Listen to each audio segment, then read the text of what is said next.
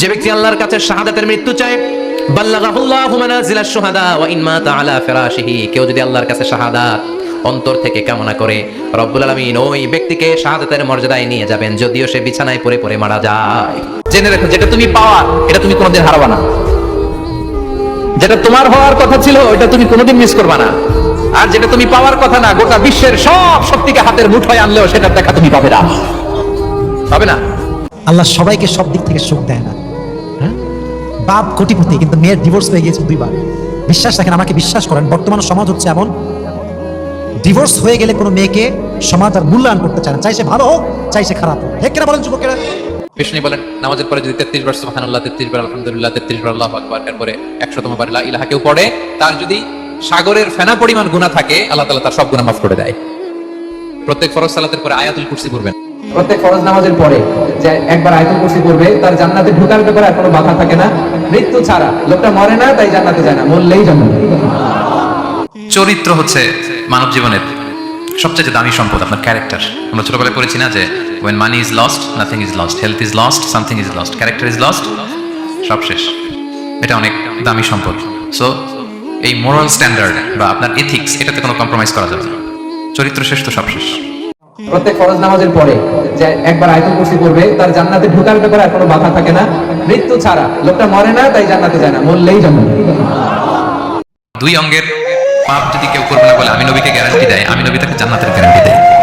2 অঙ্গ কোনটা? 2 চোয়ালের মাঝখানে যেটা থাকে মানে জিহ্বা, আর হচ্ছে 2 পায়ের মাঝখানে যেটা থাকে মানুষের প্রাইভেট। এই 2 অর্গান, এই 2 অঙ্গ দিয়ে বেশি পাপ হয় মানুষের। ফরজ গোসল না করে কাজকর্ম করলে সংসারে অমঙ্গল হবে কিনা? উত্তর হলো, এটার সাথে সংসারে মঙ্গল বা অমঙ্গল হওয়ার সম্পর্ক নাই। গোসল ফরজ হলে দেরি না করে তাড়াতাড়ি গোসল করে ফেলা উচিত।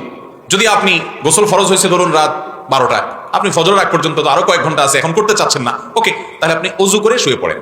বা অন্য কাজ করতে চাচ্ছেন, ফজরের পরে আপনার গোসল ফরজ হয়েছে, এখন জোহর তো আর অনেক দেরি, পরবর্তী ওয়াক্তের নামাজের আগে তো অবশ্যই গোসল করতে হবে, কিন্তু আপনার হাতে 4-5 ঘন্টা সময় আছে, আপনি এখন চাচ্ছেন আস্তে ধীরে পরে গোসল করবেন, ওকে, জায়েজ আছে।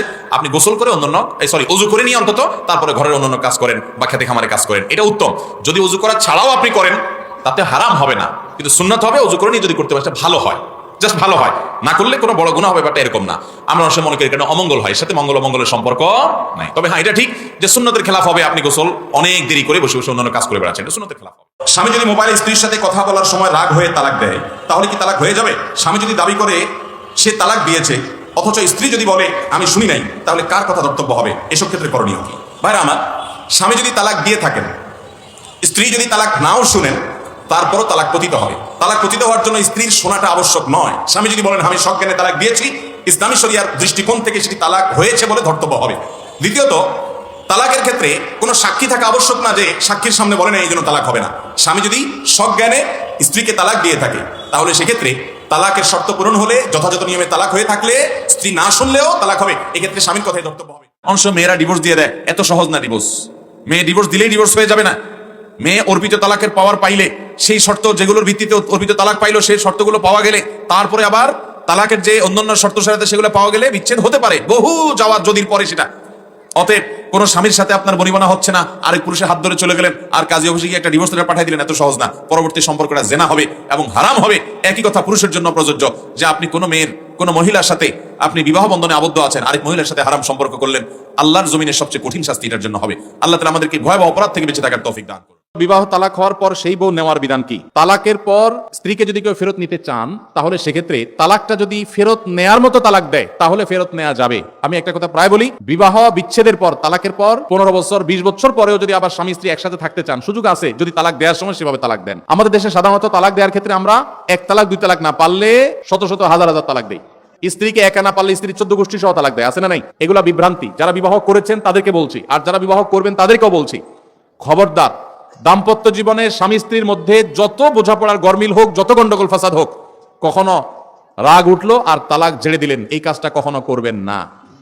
আমি আমার এক উস্তাদ খুলনা দারুল উলুমের, ওনার কথা প্রায় বিভিন্ন জায়গায় বলি, হুজুরের কাছে তালাকের মাসআলা নিতে আসলে মাসআলার উত্তর দেওয়ার আগে ওনার গদির নিচে যে বেত থাকতো, ওই বেত দিয়ে আগে এক দফা পিটাই নিতেন। সে কোনো অফিসার, সে কোনো ব্যবসা প্রতিষ্ঠানের মালিক, এসব দেখা দেখি নাই।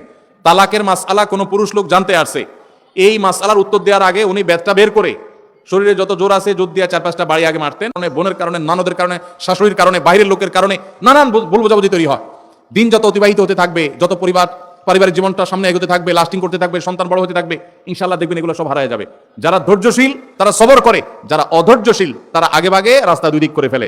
এজন্য ধৈর্য সহ্য ছাড়া কখনো পারিবারিক জীবন টিকানো সম্ভব নয়। ঘরে ঘরে তালাক হচ্ছে, আমি তালাক নিয়ে একটা লিফলেট তৈরি করছি, ইনশাআল্লাহ সেটা অচিরেই হাজার হাজার মানুষের কাছে আমরা পৌঁছায় দিব যে বিবাহের আগে তালাক সম্পর্কে সতর্ক হন। বেশিরভাগ মানুষ তালাক দিয়ে এসে এরপরে চোখের পানি ফেলে, এসে বলে হুজুর দিয়ে ফেলেছি এখন কি করব। আপনি যদি 3টা তালাক দিয়ে শেষ করে থাকেন তাহলে সেক্ষেত্রে আপনার স্ত্রীর সাথে আপনার সংসার করার সুযোগ যদি নষ্ট করেন, গোটা পৃথিবীর সব হুজুর একসাথে হয়ে মক্কা মদিনার ইমাম সাহেব যদি একসাথে হন, আপনাকে আপনার স্ত্রীর সাথে সংসার করার সুযোগ দিতে পারেন না। কারণ ব্যাপারটা হলো ছুরি মারার মতো, আমার পেটে ছুরি মেরে দিলেন, এরপর আপনি জিহ্বা কামড়াচ্ছেন, আফসোস করছেন। আফসোস আপনি করতে পারেন, আমি আর জীবিত হয়ে যাব না। দাম্পত্য সম্পর্কটা এরকম। এজন্য খবরদার, রাগের মাথায় যদি ডিসিশন নেন যে তার সাথে আমি সংসার করব না, তখন স্ত্রীকে কিছু বলবেন না। আমি যদি এজন্য বলি, রাগ উঠেছে পারলে একটা ধাক্কা দিলেন, একটা বকা দিলেন, একটা ভালো কথা বলে বকা দিলেন, গালিগালাজ না, পারলে একটা চিমটি দিলেন। যদি আপনি অন্যায় করে থাকেন তাহলে আপনার বিচার করা যাবে। কিন্তু যদি তালাক দিয়া বসেন, সালাফুন জিদ্দুহুন্না জিদ্দুন ওয়া হাজলুহুন্না জিদ্দুন, নবী সাল্লাল্লাহু আলাইহি ওয়াসাল্লাম বলেছেন 3টা কাজ ইচ্ছাকৃত করলে যা হবে, দুষ্টমি করে করলেও তা হবে। আমাদের দেশে বিভিন্ন জায়গায় এক সময় ছিল, এখন আছে কিনা জানি না, অনেক এলাকা প্রশাসন, অনেক ভাইরা তারা বড় বড় সাইনবোর্ড লাগিয়ে রাখছে, রাগের মাথায় তালাক দিলে তালাক হয় না। দেখছেন আপনারা এই সাইনবোর্ড? কেউ দুর্ভাগ্য হয় নাই কারণ এরকম সাইনবোর্ড অনেক জায়গায় আছে। আমাদের দুর্ভাগ্য যে আমাদের ফটো অনেক সময় আমাদের প্রশাসন অনেক বাইরে দিয়ে দেয়, রাগের মাথায় তালাক দিলে নাকি তালাক হয় না। তালাক কি মানুষ মহব্বত করতে করতে দেয়? স্ত্রীর সাথে মহব্বত, ভালোবাসা, আতিশয্যে তালাক দিয়ে দেয়? তাহলে তো দেয় রাগের মাথায়। তবে শরীয়ত বলে রাগের মাথায় আপনি ব্যালেন্স হারিয়ে তালাক দিয়ে পরে আফসোস যেন করতে না হয়, এই জন্য আপনাকে সবর করতে হবে। তালাক দেওয়ার ডিসিশন নিয়েছেন, স্ত্রীর একটা মাসিক পার হওয়ার পর্যন্ত অপেক্ষা করতে হবে। আসলোর মুখ দিয়ে তালাক বলে দেন, জি না, তালাক দেওয়ার নিয়ম শুনেন, যেভাবে তালাক দিলে আবারও ফেরত নিতে পারবেন কখনো চাইলে, সেটা সুযোগ কখন হবে। আপনি সিদ্ধান্ত নিচ্ছেন না আর একসাথে আমরা থাকবো না, ওকে ফাইন, পরামর্শ করছেন বন্ধু বান্ধব, বিচক্ষণ মুরব্বী, আলেম ওলামা, লয়ার সবার সাথে, তাহলে এবার আপনাকে অপেক্ষা করতে হবে। সিদ্ধান্ত নিলেন আজকে আর কালকে তালাক দিবেন, জি না, অপেক্ষা করতে হবে একটা মাসিক পার হবে, এরপরে পবিত্রতা আসবে। সেই পবিত্রতার পিরিয়ডে শারীরিক কোনো সম্পর্ক হওয়ার আগে আপনাকে তালাক দিতে হবে। এটা হলো তালাকুস সুন্নাহ। এভাবে শরীয়ত তালাক দেওয়ার নির্দেশ, যদি দিতে হয় এভাবে দিতে হবে। কেন শরীয়ত এতগুলো স্টেপ অবলম্বন করছে জানেন? কারণ শরীয়ত এনশিওর করতে চায় আপনার তালাকটা খুব বিচক্ষণতার সাথে, বুদ্ধিদীপ্তভাবে, সুচিন্তিতভাবে হয়েছে, ঠান্ডা মাথায় হয়েছে, বুঝে শুনে হয়েছে। আপনি এটা অ্যাবনর্মাল হয়ে মেজাজ হারিয়ে আপনি মাথা গরম করে দিয়ে ফেলেননি। এটা নিশ্চিত করবার জন্য এতগুলো সময়, এতগুলো স্টেপ নিয়েছে যে একটা মাসিকের পিরিয়ড পার হওয়ার পরও স্বামী স্ত্রী একে অন্যের প্রতি যথেষ্ট আকৃষ্ট হওয়ার কারণ থাকা সত্ত্বেও সেই শারীরিক সম্পর্ক করার আগে আপনি তালাক দিচ্ছেন, মানে হলো যথেষ্ট যৌক্তিকতা আছে এবং আপনি খুব কনভিন্স হয়ে বুঝে শুনে তালাক দিচ্ছেন। এটা এনশিওর করার জন্য শরীয়ত এতগুলো বাঁধ দিয়েছে। এই বাঁধ পার হওয়ার পর আপনাকে তালাক দিতে হবে। আমাদের দেশে হাজারের ভিতরে 999 জন মানুষ তালাক দেওয়ার সময় মুখ দিয়ে আসলো আর পট করে তালাক দিয়ে দিল। এটা সুন্নাহ তালাক নয়। এই তালাকটা, এইভাবে তালাক দেওয়া, এটা একটা গুনাহের কাজ। এভাবে তালাক দিবেন না, তালাক দেওয়া যাবে না। এই জন্য যুবক ভাইরা যারা বিবাহ করবেন ভবিষ্যতে, আপনারা জেনে রাখেন, ঘরে ঘরে তালাক হচ্ছে। ঢাকায় যতগুলো বিবাহ রেকর্ড হয়, আনুপাতিক হারে প্রায় পাল্লা দিয়ে ততগুলো বিবাহ বিচ্ছেদ হয়। ভয়ঙ্কর ভাবে তালাক বেড়ে চলেছে। কয়েক জায়গায় মাহফিলে গিয়েছি, এলাকার চেয়ারম্যান সাহেবরা বলছে, ভাই আমি চেয়ারম্যান হওয়ার পরে যে বিচার আচার আমার কাছে আসছে, বিসমিল্লাহি করছি তালাকের বিচার দিয়া। একজন বলছেন যে কয়েকদিনের ভিতরে 20-25টা তালাকের বিচার আসছে, আর যেগুলো আমার কাছে আসে সেগুলো তো আমাদের হিসাবের বাইরে। এই জন্য আপনাদের প্রতি উদাত্ত আহ্বান রাখতে চাই, আমাদের সংসারগুলো সব খান খান হয়ে যাচ্ছে। সবাই সংযমী হতে হবে, ধৈর্যশীল হতে হবে। আস-সাবরু জাযাউহু আল জান্নাহ, সবরের বিনিময়ে আল্লাহ তাআলা জান্নাত দান করবেন। সবাই সবর করবেন তো ইনশাআল্লাহ। দাম্পত্য জীবনে আর যা হোক, খবরদার কখনো মাথা গরম করে তালাক দিবেন। আমি যেভাবে বলেছি সুন্নাহসম্মত তালাক, এভাবে যদি পিরিয়ড যাওয়ার পরে, সুস্থ হওয়ার পর, শারীরিক সম্পর্কের আগে একটা তালাক দিবেন, এটা হলো সুন্নাত। তালাক কয়টা হবে? একটা।